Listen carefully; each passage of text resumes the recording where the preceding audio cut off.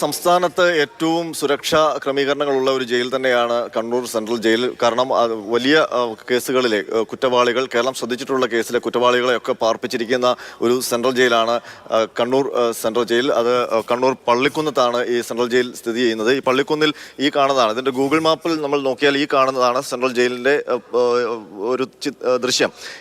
ഇതിന് ചുറ്റും കാണുന്ന ഈ ഭാഗമാണ് സെൻട്രൽ ജയിലിൻ്റെ വലിയ മതിൽക്കെട്ട് എന്ന് പറയുന്നത്. ജയിലിൻ്റെ സെല്ലുകളാണ് ഈ വശങ്ങളിൽ കാണുന്ന ഈ ഓടിട്ട സ്ഥലം, ഈ മേൽക്കൂരകൾ കാണുന്നത്. ഇവിടെ നിന്ന് ഇതിൽ അതീവ സുരക്ഷാ സെല്ലിലാണ് ഗോവിന്ദചാമിയെ പാർപ്പിച്ചിരുന്നത്. ഒപ്പം ഒരു തമിഴ്നാട്ടുകാരനായ മറ്റൊരു കുറ്റവാളി കൂടി ഈ ഗോവിന്ദചാമിക്കൊപ്പം ഈ ജയിലിലുണ്ടായിരുന്നു. ജയിലിലെ സെല്ലിൽ, അതീവ സുരക്ഷാ സെല്ലിന്റെ അഴികൾ മുറിച്ചു മാറ്റിയ ശേഷമാണ് ഗോവിന്ദചാമി ആ സെല്ലിൽ നിന്ന് പുറത്തു കടന്നിരിക്കുന്നത്. അയാൾക്കൊപ്പം ഉണ്ടായിരുന്ന ആ തമിഴ്നാട്ടുകാരനായ കുറ്റവാളിയുടെ മൊഴി ഇപ്പോൾ പോലീസ് രേഖപ്പെടുത്തിയിട്ടുണ്ട്. അയാൾ പറയുന്നത് അയാൾ മഴയായതുകൊണ്ട് നല്ല ഉറക്കമായിരുന്നു, മാത്രമല്ല ഈ മഴയുടെ ശബ്ദം കാരണം ഈ ജയിലിന്റെ അഴി മുറിക്കുന്ന സൗണ്ടൊന്നും കേട്ടിട്ടില്ല എന്നുള്ളതാണ്. ഈ ഗോവിന്ദചാമി ഈ ജയിൽ വളപ്പിനുള്ളിലെ ഈ അതീവ സുരക്ഷാ സെല്ലിൽ നിന്ന് പുറത്ത് ചാടിക്കഴിഞ്ഞാൽ ജയിൽ വളപ്പ് വലിയ വിശാലമാണ്. അതിനുള്ളിൽ ഒരുപാട് കെട്ടിടങ്ങളും ഒക്കെ ഉണ്ട്, ഒപ്പം തന്നെ മരക്കൂട്ടങ്ങളും ഒക്കെ നമുക്ക് കാണാം. അപ്പോൾ അയാൾക്ക് മഴ കൂടി ഉള്ളതുകൊണ്ട് വളരെ സുരക്ഷിതനായി ക്യാമറകളുടെ ഒന്നും കണ്ണിൽ പെടാതെ, അല്ലെങ്കിൽ ജയിൽ അധികൃതരുടെ ശ്രദ്ധയിൽപ്പെടാതെ തന്നെ ആ മഴയുടെ മറ പറ്റി ഈ മരങ്ങൾക്കിടയിലൂടെ പുറത്തേക്ക് വരാം. നമ്മൾ ഈ കാണുന്ന ഈ ചുറ്റുമതിലിന്റെ ഭാഗത്തുകൂടിയാണ് ഇയാൾ തുണി കെട്ടിക്കൊണ്ട് പുറത്തേക്ക് ചാടിയിരിക്കുന്നതെന്നാണ് ഇപ്പോൾ കണ്ടെത്തിയിരിക്കുന്നത്. ഇത് ആകാശവാണി, ഇതിന് തൊട്ട് അടുത്ത് പള്ളിക്കുന്നിൽ ആകാശവാണിയുടെ നിലയമാണ്. ഈ ആകാശവാണി നിലയത്തിന്റെ വശത്തുള്ള ഈ മതിൽ ചാടിയാണ് ഇയാൾ പുറത്തേക്ക് വന്നിരിക്കുന്നത്. അങ്ങനെ വന്നു കഴിഞ്ഞാൽ ഇയാൾക്ക് ഏത് ഭാഗത്തേക്കും സുഗമമായി സഞ്ചരിക്കാൻ കഴിയും. ഇവിടെ നിന്ന് ചാടുന്ന ഇയാൾ നേരെ ഈ തൊട്ടു മുന്നിൽ കാണുന്നത് ദേശീയപാതയാണ്. ഈ ദേശീയപാതയിൽ മുന്നോട്ട് പോയാൽ ഇത് കാസർഗോഡ് ഡയറക്ഷനാണ്, അതായത് കണ്ണൂരിൽ നിന്ന് കാസർഗോഡേക്ക് പോകുന്ന റോഡാണിത്.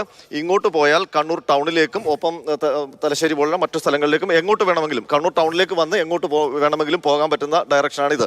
അപ്പോൾ ഇയാൾ എങ്ങോട്ട് പോയി എന്നുള്ളതാണ് ഇപ്പോൾ പോലീസ് അന്വേഷിക്കുന്നത്. ഒപ്പം തന്നെ ഇവിടെ ഈ മതിൽ ചാടിക്കഴിഞ്ഞാൽ ഇയാളെ സഹായിക്കാൻ പുറത്തൊരു ശക്തികൾ ഉണ്ടെങ്കിൽ ഇവിടെ ഒരു വാഹനം നിർത്തിയിട്ടാൽ അയാളെ സുരക്ഷിതനായി കടത്തിക്കൊണ്ട് പോകാൻ കഴിയും.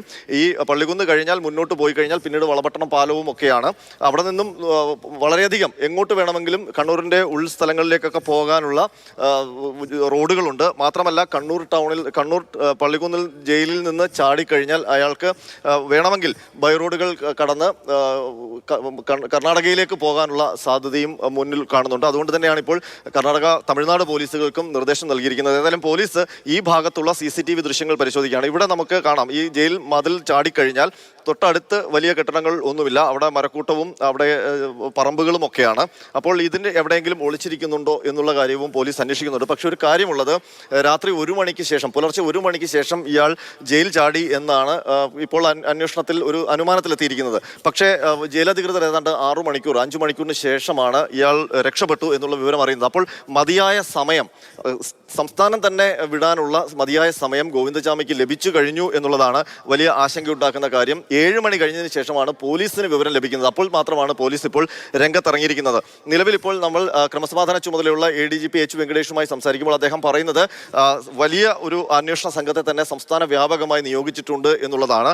മാത്രമല്ല കണ്ണൂർ റേഞ്ച് DIGയുടെ നേതൃത്വത്തിൽ ഒരു സ്പെഷ്യൽ ടീമിനെ തീരുമാനിച്ചിട്ടുണ്ട്. ആ സ്പെഷ്യൽ ടീം ആരൊക്കെ എന്നുള്ള കാര്യം, അതിൽ ആരൊക്കെയാണ് അംഗങ്ങളാകുന്നത് എന്നുള്ള കാര്യം അല്പസമയത്തിനകം ഇറങ്ങും.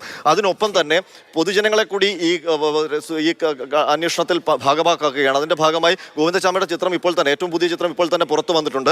അതിനൊപ്പം തന്നെ ഒരു റിവാർഡ്, ഒരു പാരിതോഷികവും കൂടി പോലീസ് പ്രഖ്യാപിക്കുകയാണ്. അത് എത്രയാണ് എന്നുള്ളത് കണ്ണൂർ റേഞ്ച് DIG അല്പസമയത്തിനകം പ്രഖ്യാപിക്കും. അപ്പോൾ ഇയാളെ കണ്ടെത്തി പോലീസിന് വിവരം നൽകുന്ന ആരായാലും അവർക്ക് ഉടൻ തന്നെ പാരിതോഷികം നൽകാൻ പോലീസ് തീരുമാനിച്ചിട്ടുണ്ട്. ഇതുകൂടാതെ ഏത് ജില്ലയിലേക്കും പോകാനുള്ള സാധ്യതയുണ്ട്. അതുകൊണ്ട് തന്നെ ഗോവിന്ദചാമിയുടെ അന്വേഷണത്തിനായി എല്ലാ ജില്ലാ ഡാൻസ് ഓഫ് ടീമും ആക്റ്റീവ് ആവാൻ ക്രമസമാധാന ചുമതലയുള്ള ADGP ഇപ്പോൾ നിർദ്ദേശം നൽകിയിട്ടുണ്ട്.